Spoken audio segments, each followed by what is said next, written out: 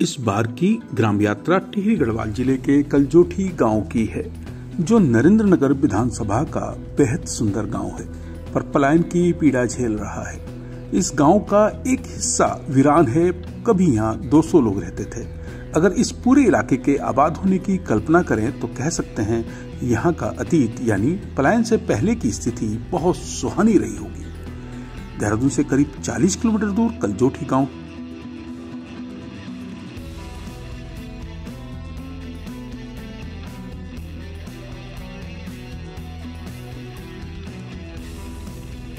वैसे जैसे हमारे साथ के जो है ना 14 परिवार हो गए थे। उस टाइम जो दादा से पहले के थे उस टाइम सिर्फ 3 ही परिवार थे। उनके लड़के हुए, फिर लड़कों के लड़का हुआ, फिर ये 14 परिवार बन गए। 14 परिवार? हाँ। तो लगभग कितने लोग थे बाबूजी? 14 परिवार में मैं यहाँ का वोटिंग गिनती थी, मतलब 150-200 की वोटिंग गिनती। अच्छा, कैसा लगता था उस समय गांव में? क्योंकि बहुत खूबसूरत गांव में तो बाहर के लोग इसकी बड़ी तारीफ करते थे। ऐसा गांव है जहाँ पानी भी था, खेती इस टाइम हरे भरे रहते थे, है ना। यहाँ खेत आते थे, गेहूं की फसल होती थी, लोग कहते थे अरे गलती करे हमने कैमरा नहीं लाए, बड़ा अच्छा दिखता था। तो पहले तो यहाँ ऐसा था कि सब जगह से टॉप था। तो क्या वजह रही कि ये सब खत्म हो गया धीरे-धीरे? खत्म ऐसा हुआ कि जब यहाँ पर जो है वही कह रहा हूँ मैं कि सड़क, सब जगह लोग सड़क की सुविधा देख रहे हैं। यहाँ पर बच्चों का स्कूल कुछ नहीं था। अब बच्चों का स्कूल कहाँ था? कुड़ाने। हमारे जो बच्चे पढ़े वो भी कुड़ाने गांव में पढ़े। कुड़ाने से फिर उन्होंने भोगपुर जाके पैदल, और वहाँ से फिर रानी पोखरी तक के मजल किए उन्होंने। अच्छा, अब पानी की स्थिति क्या है? पानी की स्थिति सब खत्म है, अब पानी कुछ नहीं है यहाँ पर। आपके घर के सामने मैं देख रहा हूँ कि एक पूरा बंजर पड़ा हुआ है। हाँ, तो वहाँ वो नहर जाती थी पहले, खेती क्यारियाँ थी वहाँ पर, धान गेहूँ सब कुछ होता था, है ना, दालें होती थी। पर जब ये पानी, सरकार ने नहर का भी ध्यान नहीं दिया। कितनी बार प्रस्ताव लिखे, फिर उन्होंने कहा जी वो लगाएंगे, मोटे पाइप लगाएंगे रबड़ के, उसमें जो है ठीक रहेगा, है ना। वो भी नहीं लगे? वो भी नहीं लगे, बस ऐसे। अच्छा, एक चीज, पशुपालन तो खत्म ही हो गया, क्योंकि अब पशुपालन के लिए भी तो वो चाहिए ना, पानी की बहुत ज़रूरत है। अब ये पीने का पानी है, पीने का पानी अब ऊपर वालों ने तोड़ दिया। ओह, अब देखा नहीं आपने, एक एक बूंद जा रहा है, तो अब पानी भी नहीं आता है। पानी तोड़ दिया उन्होंने, सबको ऊपर से सड़क बनाई, सारा टंकी से लेके सब ध्वस्त कर दिया। पानी तो वहाँ जड़ में बहुत है, जड़ में बहुत है, लेकिन उसको लाएं कैसे? हमारी इच्छा ये है कि ऐसी शुद्ध हवा कहीं नहीं मिलती है, है ना। ऐसा शुद्ध पानी जैसे भी है, चाहे कम हो ज़्यादा हो, मिल रहा है थोड़ा बहुत जो है, कभी ना कभी तो फिर आएगा ही पानी पीने का। तो ऐसे शुद्ध हवा और वातावरण भी ठीक है कि सड़क आ गई। तो क्या आपको लगता है कि जब सड़क आ जाएगी तो फिर से ये गांव फिर से एक बहुत अच्छा गांव हो जाएगा? नहीं बन पाएगा, नहीं बन पाएगा। जो लोग, जिनके बच्चे नीचे पैदा हुए, मोटरसाइकिल में चलने वाले, इस गांव में ऐसे जंगल में क्या करेंगे वो? ये जो कलजोठी गांव है, आपको उम्मीद है कि जब सड़क बन रही है तो गांव रिवर्स माइग्रेशन कर जाएगा? बिल्कुल करेगा लोग वापस आ जाएंगे अपने गांव में, और फिर से उसी तरह की हरियाली दिखेगी, उसी तरह की हरियाली ना दिखे, क्योंकि हरियाली का थोड़ा सा अब बच्चों को उतना प्रैक्टिकल तो है नहीं। जो आगे हमने जो किया वो बच्चे नहीं कर सकते, लेकिन है कि होम स्टे, अन्य व्यवसाय जैसे कि टूरिज्म का जो है अच्छा चलेगा यहाँ पर जो है। तो आपको उम्मीद है कि पूरी तरह से गाँव बिल्कुल आएगा। 100 पेड़ आम के लगे हैं। मेरे को कितनी परेशानी, बरसात में वो खाला जाता है। अब जब खाला आता है तो कहाँ ले जाए, वहीं सड़ेंगे। कम से कम 20 क्विंटल आम यहीं सड़े मेरे। मेरा ख्याल से कलजोठी से कहाँ जाएगी नीचे? ये गुजराड़ा।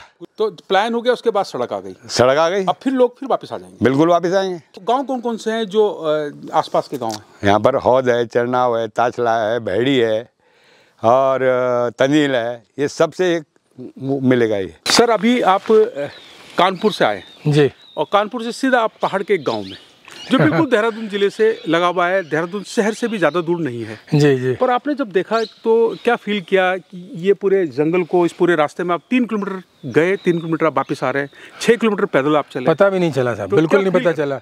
नहीं, फील तो क्या बताया मैंने कि ये this is once in a lifetime experience for me. अभी तक कभी मैं इस तरह के ट्रैकिंग या इस तरह के कभी उस पर नहीं गया था। यहाँ पर आकर के मैंने बिल्कुल एक अलग सी जगह देखी, और ख़ास तौर से जो अभी हम लोग जो घोस्ट विलेज की बात कर रहे हैं, वो तो मैं देख करके बिल्कुल स्तब्ध हूँ मतलब मेरे पास शब्द ही नहीं है, जो कि कभी इतना समृद्ध गांव, इतना सब वहाँ पर, और आज सब खंडहर हो गया, सब चले गए। अब इसके पीछे क्या कारण है ये तो एनालिसिस करने वाली बात है, बट जैसा लग रहा है कि भाई लोगों को पानी की कमी, जैसा यहाँ पे सबने बताया मुझे कि यहाँ पानी की कमी है, और सिर्फ नेचुरल सोर्स से ही पानी आ रहा है, अदरवाइज़ कोई पानी की सप्लाई नहीं है। तो जब जहाँ पानी नहीं होगा तो वहाँ तो वैसे ही पलायन हो जाएगा, वहाँ तो कोई रुकेगा नहीं। सर, जैसे कि अभी दो विचार आ रहे हैं जी। एक विचार ये आ रहा है कि यहाँ पर जो सड़क बन रही है, हाँ बताइए, एक सड़क, उससे जो है रिवर्स माइग्रेशन हो जाएगा। हाँ, रिवर्स माइग्रेशन का अब ये डिपेंड करता है साहब। देखिए, सिर्फ सड़क के बाद यहाँ पे और क्या विकास होता है। जैसे सड़क तो बन गई, ठीक है, सड़क से अब ये है कि आदमी पहुँच जाएगा, फिर वही बात घूम के आती कि पानी का भी विकल्प मान लीजिए गवर्नमेंट ने कर दिया, कुछ ओवरहेड टैंक्स बना के पाइप लगा दिए, पानी सप्लाई कर दी। वो बहुत अच्छा एक हॉलीडे होम या स्टेकेशन का पॉइंट या इस तरह का बनाया जा सकता है, और अगर वो क्लिक कर जाए तो बहुत अच्छा चलेगा। और उसमें लोगों को अट्रैक्शन से जो आज की युवा पीढ़ी जो कि यहाँ से माइग्रेट कर गई थी, वो वाकई रिवर्स माइग्रेशन हो सकता है, प्रोवाइडेड ये सारी फैसिलिटीज़ यहाँ थोड़ी गवर्नमेंट की हेल्प। देखिए साहब, किसी भी डेवलपमेंट में, किसी भी एरिया के डेवलपमेंट में गवर्नमेंट की हेल्प बहुत ज़रूरी है। बिल्कुल सही बात है। बिना गवर्नमेंट के हेल्प के आप अपना चाहें कि खुद अपने रिसोर्सेज से कर लें या अपने उससे कर लें, तो आप नहीं, संभव नहीं है। आप 6 किलोमीटर में चढ़ाई करवाए हैं, और ये बहुत ही भयंकर चढ़ाई थी, और लेकिन ये चढ़ाई उतरना और चढ़ना, ये दोनों इतना आनंददायक है कि जो कष्ट था और चढ़ने के समय जो थकान थी, कि देखिए ये उम्र भी जो है इसको छोड़ करके एंजॉयमेंट हमने खूब किया। और रास्ते में ये आपने देखा, आप अलग अलग तरह के पेड़ देखिएगा। आप ये देखिए, इस पेड़ को देखिए, आप देखिए यहीं पे देखिए, ये जड़ जो है बाहर है। बीच में सड़क, एक चौड़ी सड़क भी दिखाई पड़ी जो कहीं से नरेंद्र नगर से बनते हुए आ रही है, पता नहीं कब आएगी।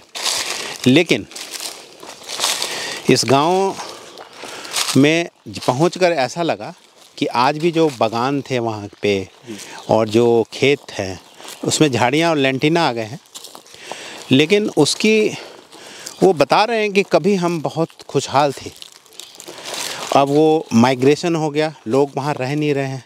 तो वो कह रहे हैं कि सड़क बनने के बाद हाँ, रिवर्स माइग्रेशन हो जाएगा। हाँ, देखिए, मुझे रिवर्स माइग्रेशन की तो संभावना बहुत कम दिख रही है, लेकिन दिल्ली, मुंबई और ऐसे बड़े शहरों में जो लोग काफ़ी परेशान हैं और वो मसूरी जाते हैं, घंटों ट्रैफिक में फंस जाते हैं और सब इन चीज़ों में, तो वो अब ऐसी जगह ढूंढ रहे हैं जहाँ पे हमें बिल्कुल एकदम जंगल के बीच में। वैसे तो अगर कुछ होम स्टे का कॉन्सेप्ट डेवलप होता है और सरकार कुछ लोगों को मदद करे, ऐसे सड़क आने पे होम स्टे आ जाएगा। जो रूरल टूरिज्म वर्ड है, हाँ, क्या यहाँ साकार हो सकता है? रूरल टूरिज्म के लिए कुछ लोग चाहिए, या ये जो पूरे घर हैं और यहाँ 14 परिवार था, 200 से ज़्यादा हैं लोग थे, ये सब चले गए।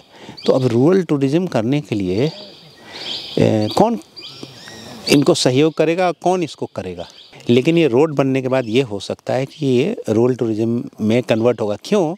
कि देखिए, एडवेंचर टूरिज्म भी बहुत फैल रहा है, और तो जो एडवेंचर जैसे टूरिज्म वैसे ही रूरल टूरिज्म भी है। इसमें लोग जाएंगे, रहेंगे, लेकिन 2-3 चीज़ों का उसका ध्यान देने का है कि उसमें जो आ रहा है टूरिस्ट, उसकी सेफ्टी का क्या होगा और इनके और दूसरे इश्यूज़ का क्या होगा। और उसके लिए कोई प्लान गवर्नमेंट का आइडियल कुछ ऐसे 8-10 विलेजेस को मॉडल रूरल टूरिज्म के रूप में डेवलप करने की बहुत संभावना है, क्योंकि इसमें जो लकड़ी के स्ट्रक्चर बने हुए हैं, इसको थोड़ा रेनोवेट करके, स्ट्रक्चर को थोड़ा स्ट्रॉन्ग करके, है ना, रेट्रोफिटिंग के द्वारा, तो इसको बनाया जा सकता है। और जो एग्रीकल्चर है सर, क्योंकि एग्रीकल्चर की संभावनाएं हैं। एग्रीकल्चर के लिए तो देखिए वही है, एग्रीकल्चर कर सकते हैं क्योंकि कुछ ओपन फील्ड है जंगल से हट करके। तो ओपन फील्ड के लिए यहाँ पे इनके 2 जंगली जानवर, जैसे ये भालू बता रहे हैं, भालू आते हैं, और बारसिंघा बता रहे हैं, सूअर बताते हैं, और लंगूर और बंदर बता रहे हैं। तो ये बहुत ही नुकसान पहुंचाते हैं। इन सब के लिए एक ही सल्यूशन है, सोलर फेंसिंग।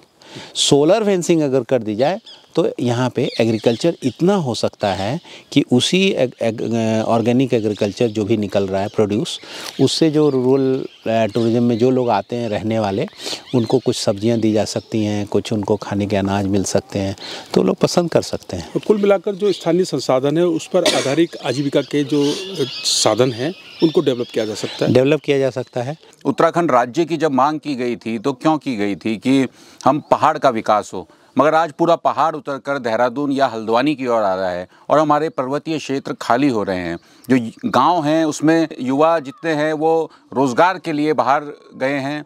कई गाँव में बुज़ुर्ग बचे हैं और जिन ऐसे गाँव जिसमें मैं अभी बैठा हूँ, जिसको हम घोस्ट विलेज बोलते हैं, जो पूरी तरीके से खाली हो चुके हैं। ये हमें सोचना होगा, सरकारों को सोचना होगा कि कैसे यहाँ वापस लोगों को लाया जाए।